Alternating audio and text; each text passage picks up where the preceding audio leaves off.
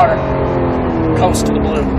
Turn it down to the green, smooth into the gas. Going into the center, then go ahead and coast tight right. Hold it. And a little bit of gas, then coast tight left.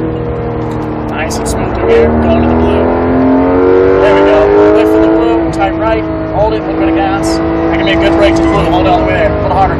Coast it in, tight left, get tight right. Then back on the gas, green on the left. Keep squeezing, green on the right, tight right.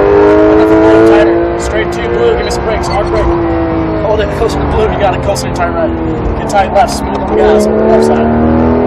Tight left. Looking for the blue, you got it, give me some brakes. And just coast in, going tight left and green.